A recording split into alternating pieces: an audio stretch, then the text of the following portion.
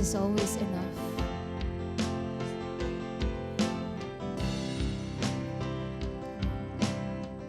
We all sing. Christ is my reward and all of my devotion. Now there's nothing in this world that could ever satisfy. Through every trial, my soul will sing, no turning back. I've been set free. Come on, all of us we sing. Christ is enough for me. Christ is enough for me. Everything I need is in you. Everything I need. Christ my all in all, the joy of my salvation. This hope, and this hope will never fail. Heaven is our hope. Through every storm, my soul will sing, Jesus is here. To God be the glory. Christ is enough for me. Christ is enough for me. Everything I need is in you. Everything I need. Christ is enough. Christ.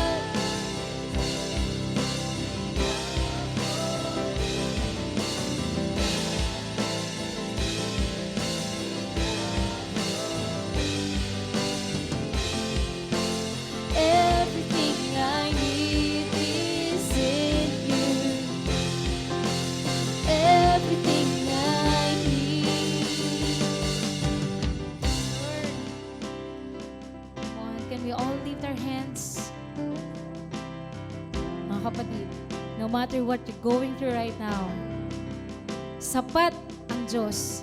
Sapat ang kanyang biyaya, ang kanyang kabutihan, ang kanyang katapatan, ang kanyang wagas na kapangyarihan para kumilos sa anumang pinagdaraanan mo ngayon. Through every storm, anumang suffering, Christ is enough. Always enough sa ating mga buhay. I have decided to follow Jesus. No turning back. Come on. No turning back. I have decided to follow Jesus. No turning back. No turning back. The cross before me, the world behind me. No turning back.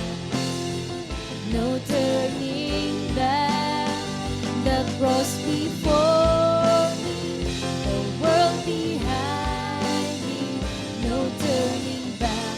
No turning. Come on, you see, Christ is enough. Christ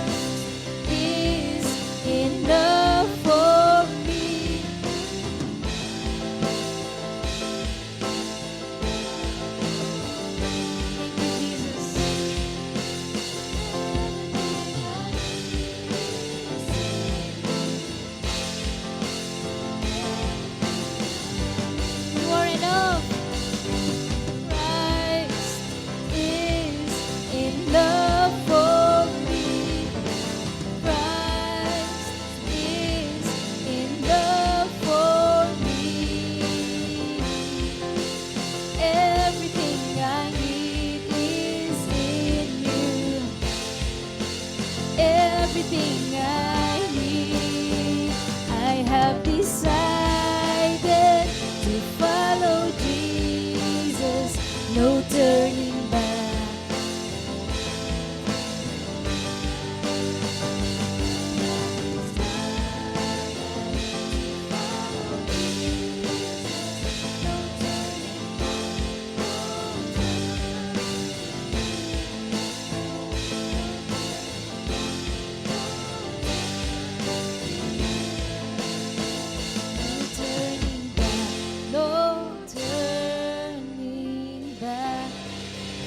Can we all sing that again?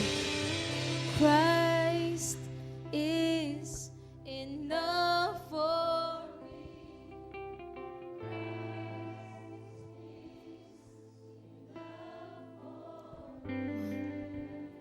That's faith saying Christ is enough. Come on, sing it louder. If Christ is really enough, come on. Christ is enough. Christ is enough for me. Christ is enough for me. Everything I need is in you. Everything, one last time.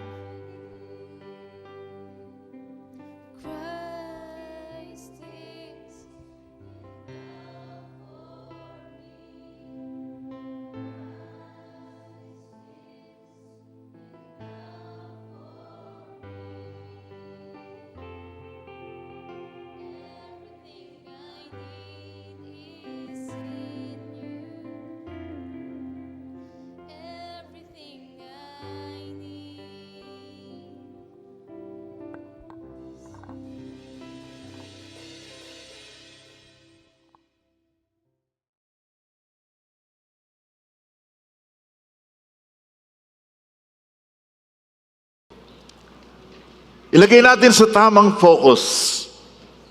Ang tinatalakay nating paksang ang mga desisyon mo ang magpapasya sa iyong destinasyon.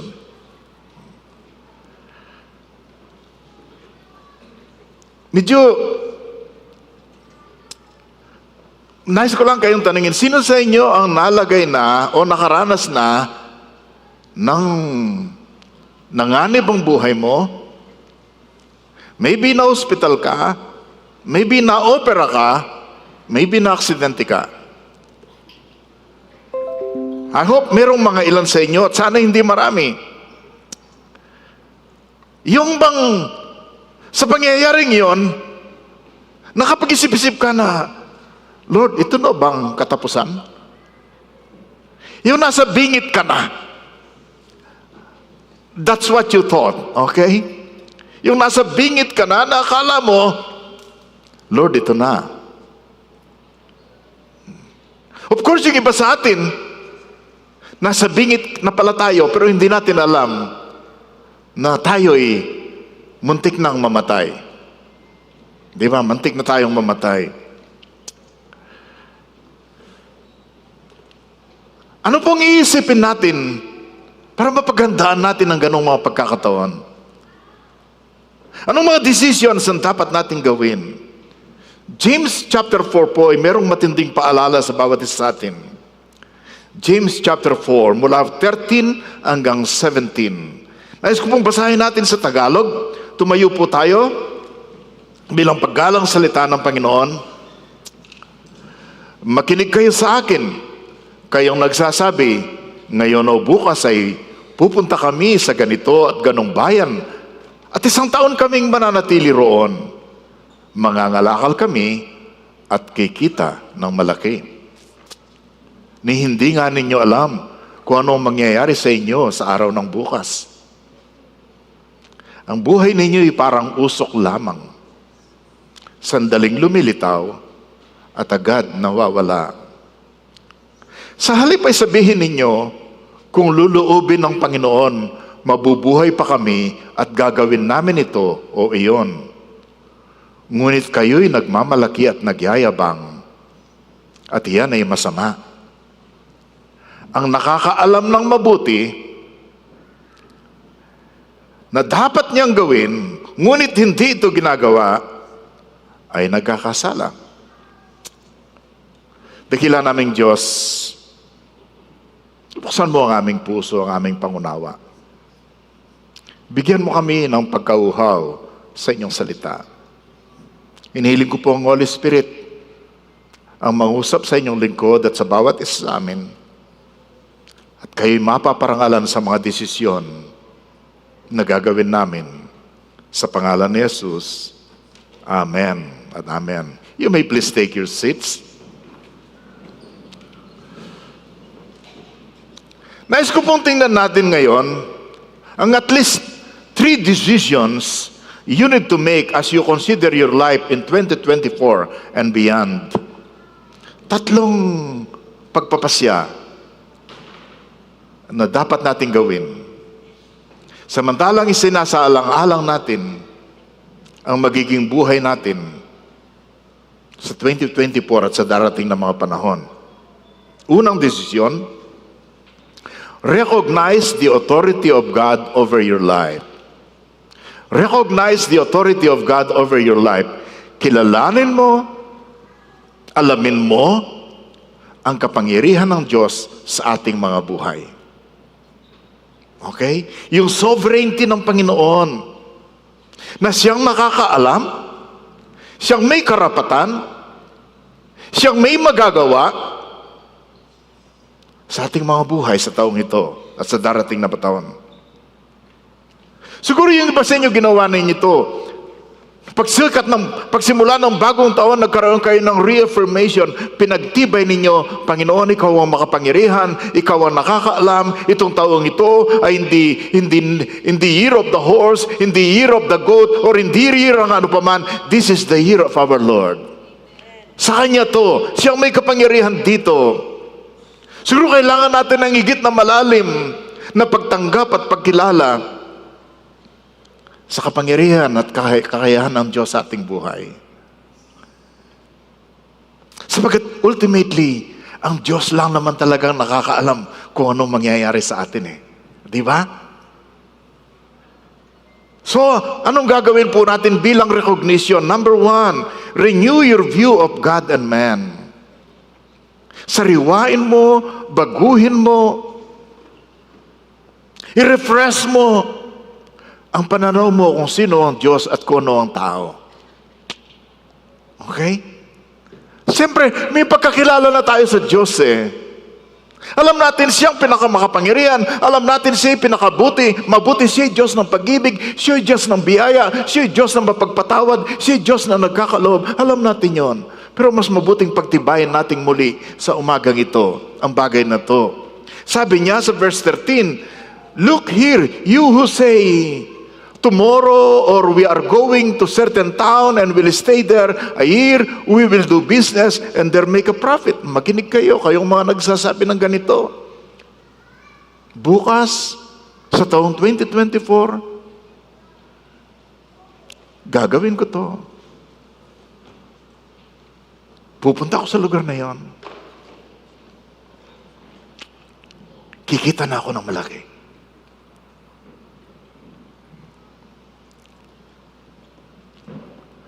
Sabi sa verse 14, how do you know what your life will be like tomorrow? Paano mo malalaman kung anong magiging buhay mo bukas at sa darating na mga araw? Hindi natin alam.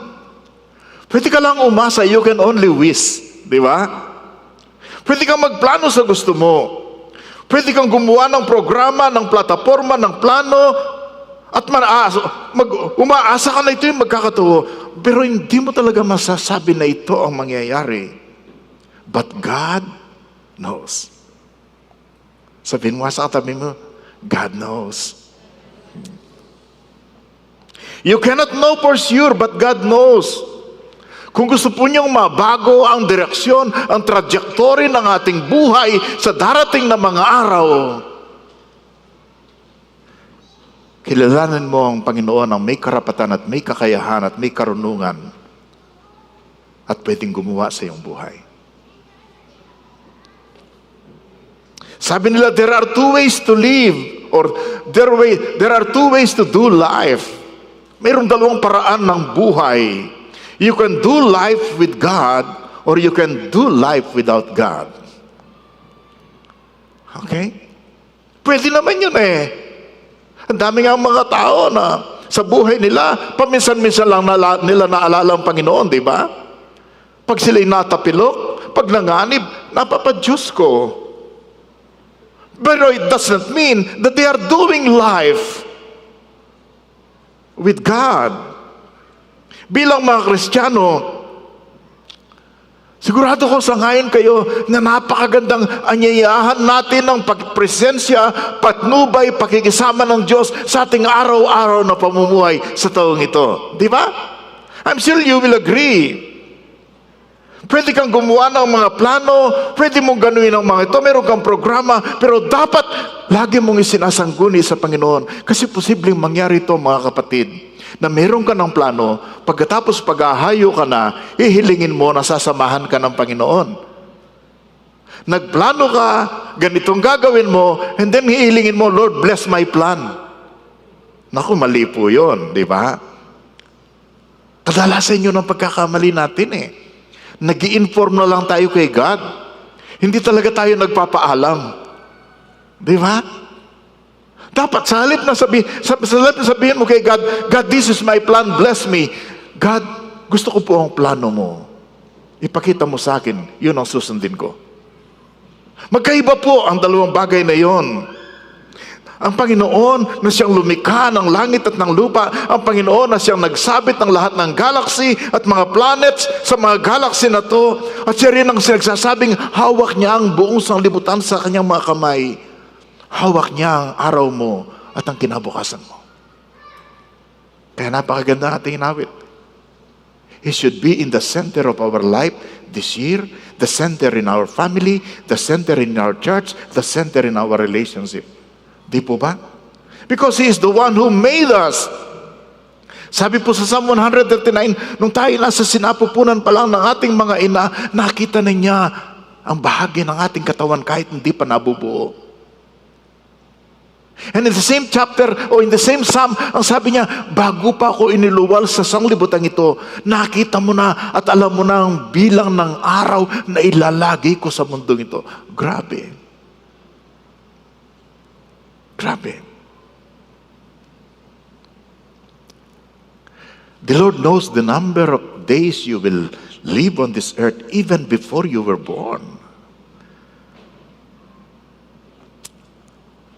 Siya nandun na sa simula pa ng mga bagay. Siya nandun na sa simula pa ng ating buhay. Ang sabi niya sa Revelation 1, I am the Alpha and the Omega, the beginning and the end. Think as far back as you can. Sa inyong nakaraan, isipin mo ang mabuti. Sabi ng Panginoon, nandun ako sa simula. Nandun na ako. At tingnan mo kung ano mangyayari sa dulo ng sanglibutan at sa dulo ng kasaysayan at sa dulo ng ating buhay. Nandun na siya. In fact, inulit ng Panginoon yun nung siya magpakita kay Apostle John, nung siya patapon sa Patmos. Ang sabi ni Apostle John, nung makita niya yung resurrected Lord, nung makita niya yung Panginoon na nagbangon na muli at pagkatapos samantalang siya naghihirap sa Patmos, ako'y sabi niya ganon, hinimatay sa kanyang paanan na para akong patay, but He laid His right hand on me and said, huwag kang matakot. I am the first and the last.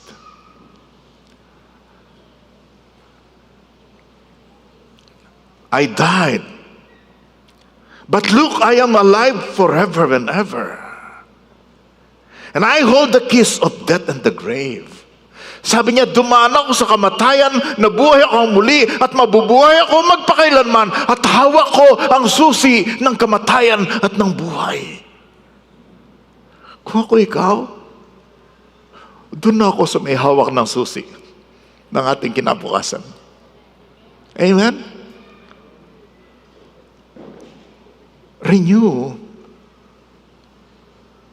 yung ating pagkilala sa kapangyarihan ng ating Panginoon sa ating mga buhay. Pangalawa, paano po natin i-reaffirm ito at Pangalawa, reject pride and arrogance. Alam mo, pag kinikilala mo ang Diyos, dapat nagpapakumbaba tayo. Alam po niyo, sabi ni C.S. Lewis, kung ano ang pinakamatinding kasalanan, akala natin immorality, akala natin, yes, kasalanan yon. Pero ang sabi niya, ang talagang matinding kasalanan, at number 1 ay ang pride. Okay. At ganito ang diwa ng pride. Sabi niya, pag iniisip mong tomorrow gagawin namin ito. Sabi na, you are boasting about your own pretentious plans. And all such boasting is evil. Pag ganun palang ginagawa mo, ang dami mong plano, hindi mo man lang isinalang-alang paraan at kalooban ng Diyos. Delikado yun.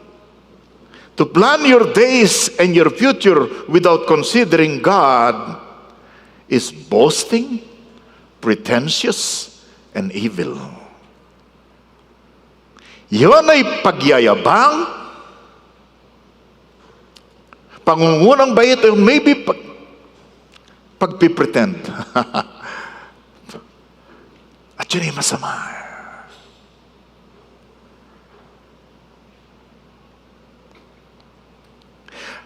Si James, nire-remind niya ang kanyang ang mga unang sinulatan niya na hindi mo may predict ang future. Bagamat ikaw ay magpaplano, sabi niya ganon, hindi ka dapat magplano na hindi mo muna kinonsider kung sino ang Diyos at kung ano ang Diyos sa buhay mo.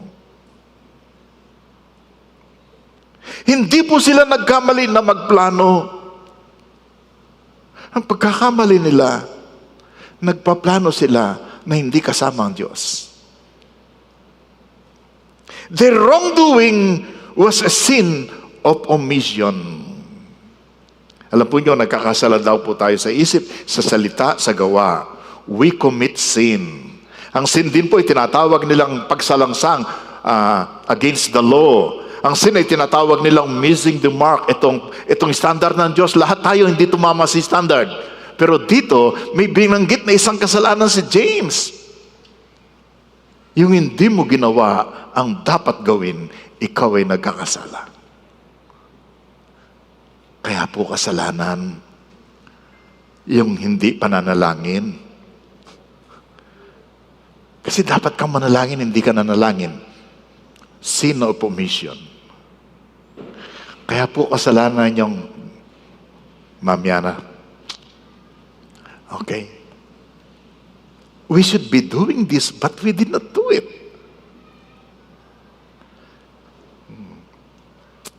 Sabi nila, there are 3 ways we commit the sin of omission. Meron daw 3 paraan na nagawa natin yung kasalanan na hindi natin ginagawa ang dapat natin gawin. Number 1, when we make a plan without God, nagpaplano tayong hindi natin pinapakinggan at tinatanong ang Diyos. Pangalawa, we mark a place without God.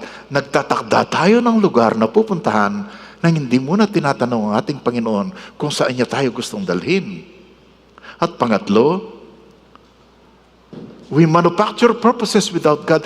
Tayong nagdi-design kung ano bang layunin ng buhay. Dapat ang disenyo ng layunin ay galing sa Diyos.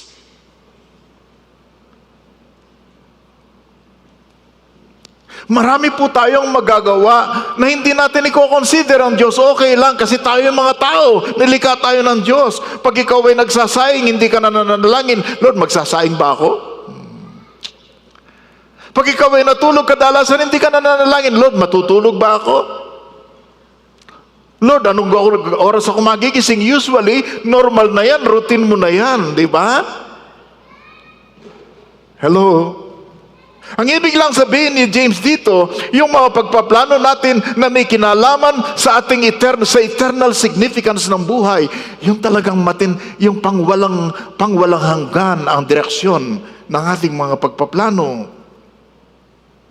Sabi nila, pupunta kami dito, pupunta kami doon. Alam ko, kahit tayong mga Kristiyano, pwede tayong magkamali dito eh. Di ba? Many times we live a life and we plan our days, parang hindi tayo Kristiyano. Parang hindi tayo mga anak ng Diyos. Kasi nawawala sa sentro ang ating Panginoon. Di po ba? So reject. Ito po'y pangungunang bait. Ito po'y arrogance. Ito'y pride. Kung talagang kinikilala natin ang kapangyarihan ng Diyos sa ating buhay, ang kanyang karapatan sa ating mga buhay, dapat lagi tayong nagpapasakop at tayo nagko-consider, Lord, ikaw ang may karapatan sa buhay ko. Saan mo ako gustong dalhin? Saan mo ako gustong pumunta? Ano yung paggagawa mo sa akin? So number 2, second decision that you need to make para magbago ang direksyon ng ating mga buhay, realize the brevity of earthly life. Brevity is an old English word. Ang ibig pong sabihin niya ay shortness. Okay? Yung ikli. Masyadong maikli ang buhay. Di po ba? How do you know what your life will be like tomorrow? Your life is like the morning fog. It's here a little while, then it's gone. Tingnan yung evaluation ni James kung anong buhay meron tayo. Ang buhay ninyo ay parang usok lamang. Grabe. Nakikita na kayo ng usok. Andiyan ngayon, mamaya wala na. At alam niyo, ang ito po'y repeated refrain. Repeated na, refrain pa sa Biblia. Paulit-ulit. Iba't ibang mga writers. Titingnan lang po natin ang mabilisan yung iba. And I want you to read along with me. Ang sabi po sa Job 7:7-10, oh, remember that my life is but a wind, a breath, isang hinaing. When a cloud evaporates, it's gone for good. Inihalin tulad po ang buhay parang sa hangin at saka sa cloud. Sabi niya, pag umalis ang cloud, they don't return to visit their families. Ganun ang tao pag namatay. Hindi na bumabalik, hindi nagkakaroon ng rewind. Lord, bigyan mo pa nga ako ng 1 taon pabalik sa lupa para makadalaw ako sa aking family at magawa ko ang dapat gawin. Walang ganun eh.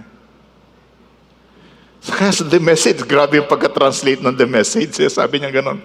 They don't return to visit their families. And again, never again will friends drop in for coffee. Sabi sa Psalm 39:5, you have made my days as short as handbreadths, and my lifetime is nothing in your sight. Truly every man at his best is merely a breath. Parang hininga lang ang buhay. Paano ka huminga? Wala na. At ganun din ang sinabi sa Psalm 9. Ito, favorite ng marami ito. Favorite ng marami ito eh. Psalm 90, ang sabi sa verse 10, 70 years are given to us. Sino sa inyo naka-70 na? Kokonti. Konti lang tayo, Brother Vic, Sister Levy. 70 years are given to us. Yung iba dahil malakas, some even live to 80. At merong ilan naka 90. Di ba? But even the best years are filled with pain and trouble. Bantayan po niyong kasunod. Soon they disappear and we fly away. Tapos ng ilang saglit nawawala na. Basta lumipad na lang. Parang hangin. 102 ng Psalm, ganito pong sinasabi, for my days disappear like a smoke.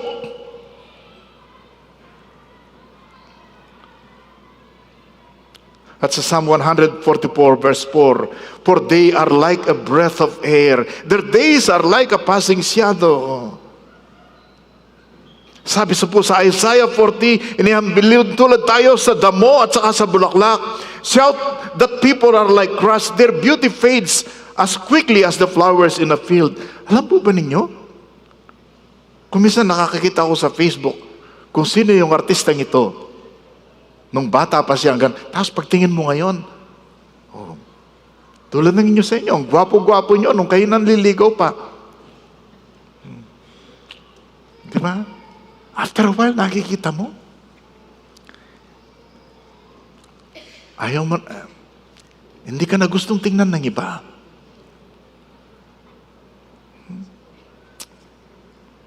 The grass withers and the flowers fade beneath the breath of the Lord. And so it is with people. Natutuyo ang damo. Pati ng bulaklak. Tapos itatapon mo na.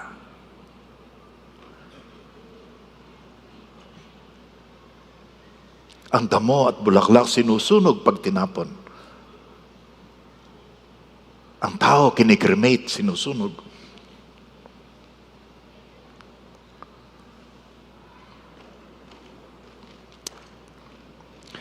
Tandaan po natin ito, mga kapatid. Even if you will live up to 70 or 80 or 90, oh, I'm praying, kung hindi pa dumating ang Panginoon, maging mahaba ang buhay ninyo. Sabihin nyo, amen. Okay? I'm only praying. Even if you will live 70, 80, or 90 years, what is this life of 70 or 80 compared to 1 million years or billion years or eternity? Paano mo maihahambing yung 70 taon ng buhay sa mundong ito? Doon sa 1 milyon sa kabilang buhay, 1 bilyon o walang hanggan. No comparison, hindi pwedeng ihambing. Ano pong sinasabi ng mga verses nating binasa na napakarami? Oops, taga-Zion kapag alam mo to. Life is short. Death is sure.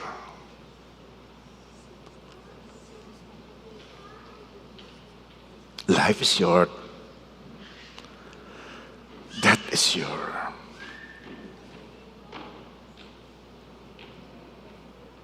Pag namatayan ka ng mahal sa buhay, o ikaw mismo nanganib, lalo mong na-appreciate ang katotohanan. Ng expression na ito ng mga taga-Zion na alam naman natin galing sa Biblia. Life is short, death is sure, and it can be shorter.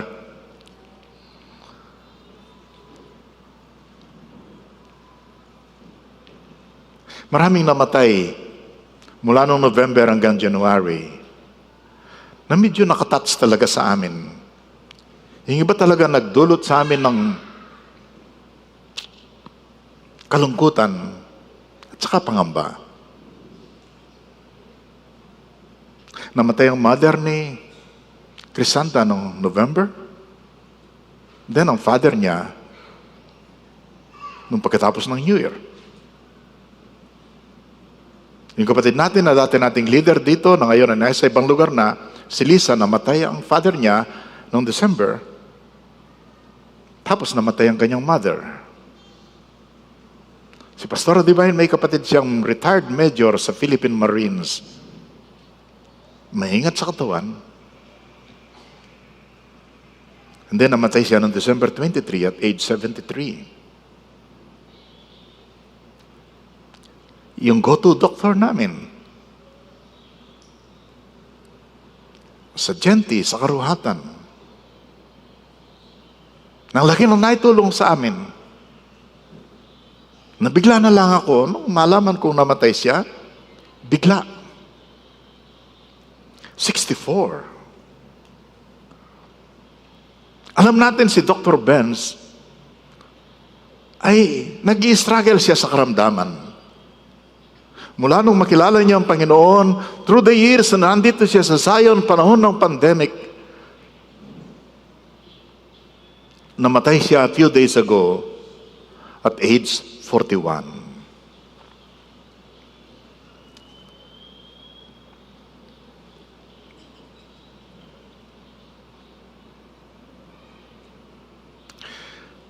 Ito po'y tumatawag sa atin ng isang pagpapasya na dapat makilala natin at talagang matanggap natin ang realidad na maikli ang buhay, pero ang Diyos ang may kapangyarihan at karapatan kung anong gagawin sa buhay na yan. Okay? Pangatlo? Wow, pangatlo na po. Decision that we need to make so that we can be more ready sa 2024 and beyond. Resolve to live in the company of God. Magpasya ka na mabubuhay ka na tiyak mo ng Diyos ang kasama mo. Amen? Amen. Ang pinakaligtas na lugar sa buong sanglibutan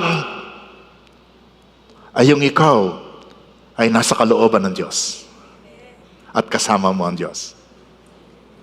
Di ba? Yeah. That the safest place in the whole universe is in the presence of God.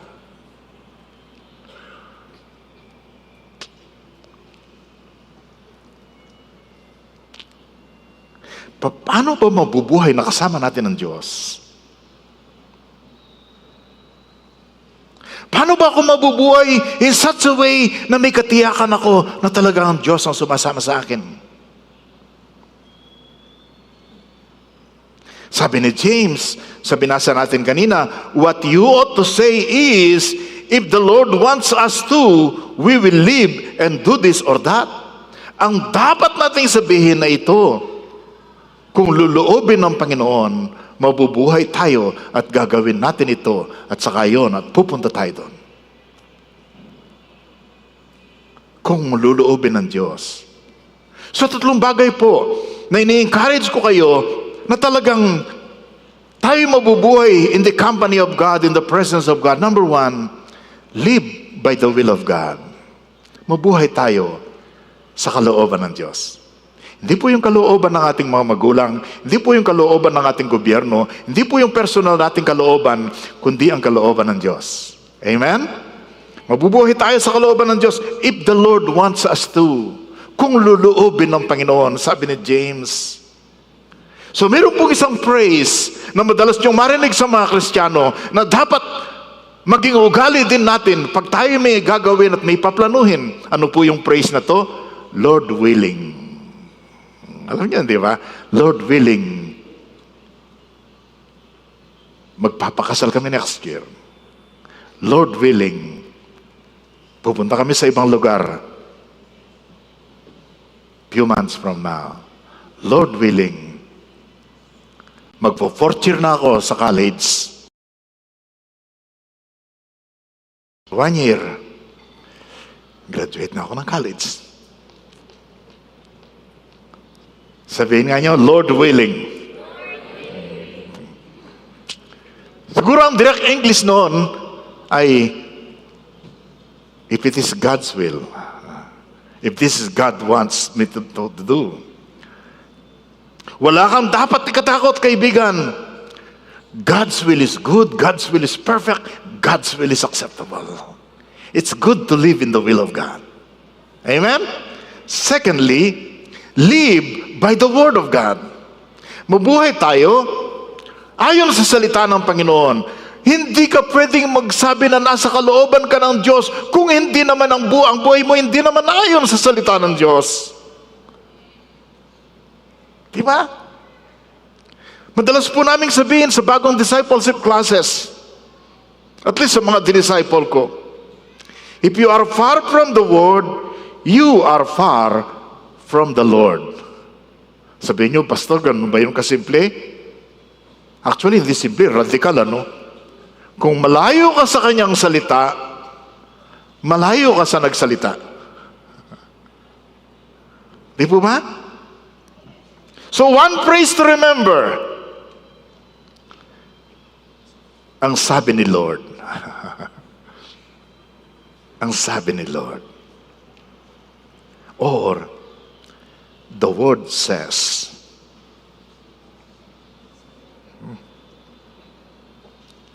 Paulit-ulit po ito sa Biblia. Isaiah 40, alam nyo na to, mabuting sariwain natin.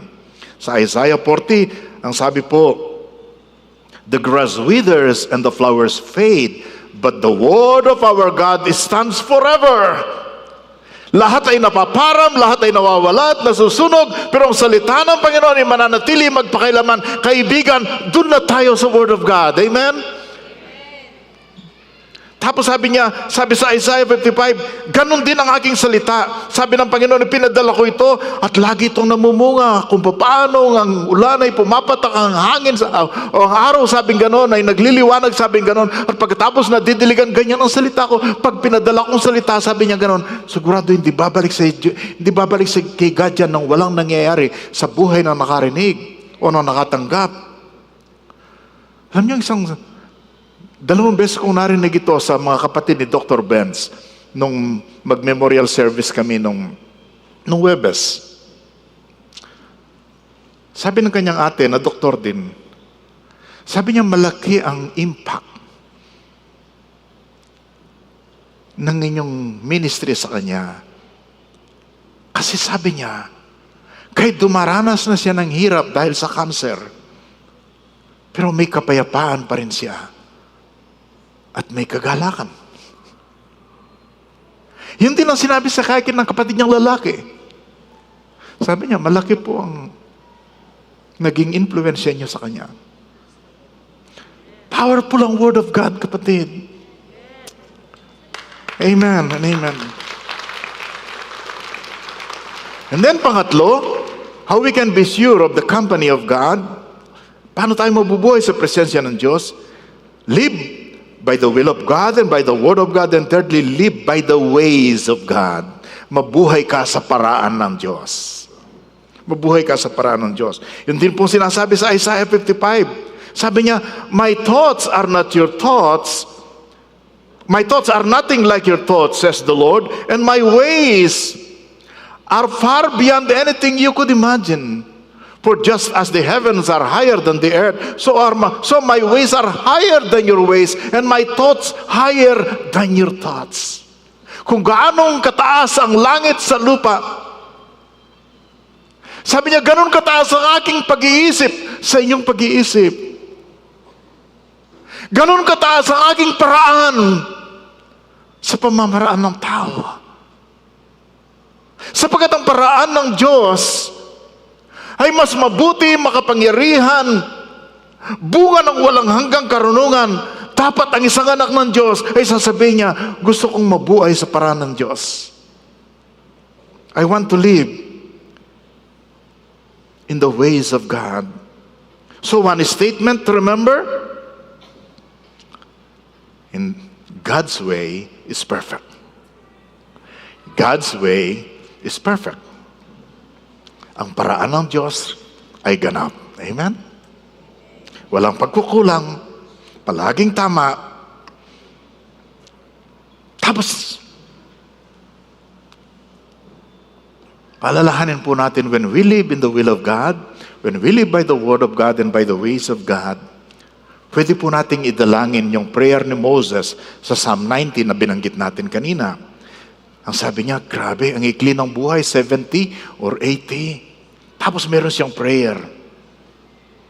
Sa old translation ganito, teach us to number our days that we may get a heart of wisdom. Tulungan mo kaming, hindi ibig sabihin magbilang ka unang araw, pangalawang araw. Hindi ibig sabihin ay sa bawat araw pahalagaan mo to at mabuhay ka para sa Diyos. Sabi sa message, oh, teach us to live well. Teach us to live wisely and well. Tulungan mo kaming mabuhay ng tama sa may karunungan. Tapos ang prayer niya sa verse 17, and may the Lord our God show us His approval and make our effort successful.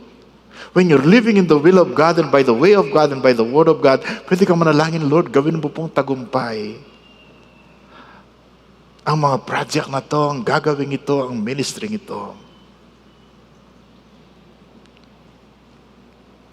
Sino sa inyo ang gustong hilingin kay God na bigyan mo ng tagumpay ang aming buhay sa taong ito?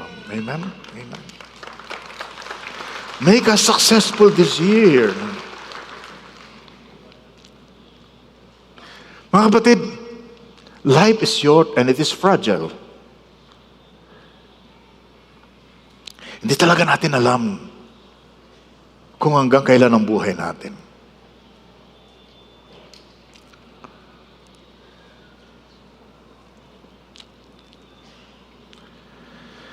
We don't know how long we're gonna live. So wag po kayong mag-delay, wag po kayong magpatumpik-tumpik, wag kayong mag-atubili. Reset your life now. Walang rewind pero may reset. Okay? Nang ibig sabihin ng reset, ngayon magdi-decide ka, mag-iiba ako ng direksyon ng buhay. Mag-iiba ng trajectory ang aking buhay.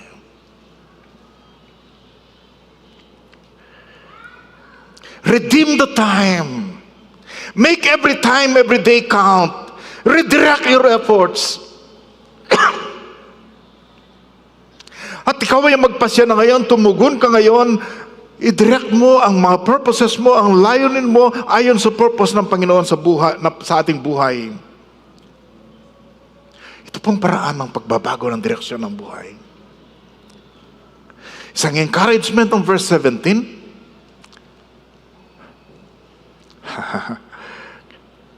Will you help me read this loudly? Remember, it is sin to know what you ought to do and then not do it. The sin of omission nga po. Alalahanin nyo, kung alam mong tama, kasalanan na hindi mo ito ginawa. Wala kang ginawa, kasalanan pa rin. When you don't do what you know to be right. So question this year, ikaw ba'y susunod sa Panginoon o si Lord ang susunod sa iyo? Sabi nyo, Pastor naman, meron bang ganon? Kailan ba natin pinasunod si Lord? Oh, ganon po tayo madalas. May plano na tayo, pagkatapos ihilingin natin ang blessing niya. Gusto natin siyang sumunod sa atin. No. Dapat ang sabihin natin kay Lord, Lord, this year I'm making a decision, I'm making a choice. Gusto kong paraan mo, gusto kong kapangyarihan mo, gusto kong presensya mo, gusto kong patnubay mo. Gusto kong paggabay mo sa aking buhay. Meron pong isang magandang pangako na nabasa ko kahapon sa aking devotion. Tindi nito. Alam natin ito primarily given sa Israel. Pwede po natin ipag-pray ito para sa atin. Sabi po rito, sa Exodus chapter 23, sabi niya, see, I am sending an angel before you to protect you. Ang sarap, ano? On your journey. And lead you safely to the place I have prepared for you. Tingnan nyo, pinapadala ko ang aking mighty angel na mag-iingat sa iyo sa inyong paglalakbay. Okay? At dadalhin niya kayo ng ligtas sa lugar na inihanda ko para sa inyo. Sino sa inyo ang gustong dalangin ng ganito? That the angel or even the very presence of God will protect us sa ating paglalakbay, gagabayan niya tayo at dadalhin niya tayo ng ligtas sa lugar na kanyang inihanda para sa atin. Lord, gawin mo akong ligtas hanggang sa December 2024 at hanggang sa susunod na mga taon. Pero may kondisyon Yun nga, by the will of God and by the way of God. Sabi sa verse 21, pay close attention to Him. Pakinggan mo siyang mabuti. But if you are careful to obey Him, following all my instructions, then, ito pang matinding pangako, I will be an enemy to your enemies.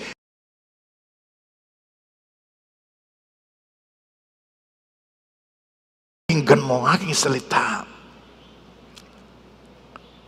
At sumunod ka rito. Yung lalaban sa iyo, lalabanan ko.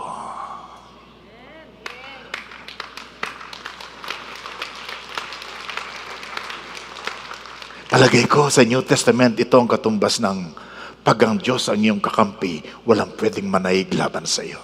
If God is for us, who can be against us? Di po ba? What a great promise for each one of us. So anong tugon natin dito ngayon? At dapat magsimula na tayo ngayon. We must make a decision now. Isang prayer lamang po ang gusto kong samahan ninyo. Nais kong tumayo tayong lahat sa prayer na to. Isa pong prayer ng pagpapasakop. Isang prayer ng paghingi ng patnubay. Isang prayer na ibinibigay natin sa Kanya ang ating mga plano.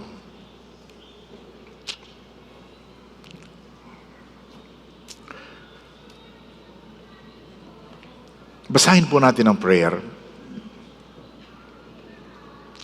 Lord, I want to submit my life to you today. My plans are your plans. Your plans are mine. Help me to be sensitive to every influence that comes into my life throughout the 24 hours of its day and the 365 days of its year. I am inviting you to be present in my journey this year and beyond. Will you read it loudly now as your prayer for your life and this year? Let's read it together. Lord, I want to submit my life to you today. My plans are your plans. Your plans are mine. Help me to be sensitive to every influence that comes into my life throughout the 24 hours of its day and the 365 days of its year. I am inviting you to be present in my journey this year and beyond. In Jesus' name, amen.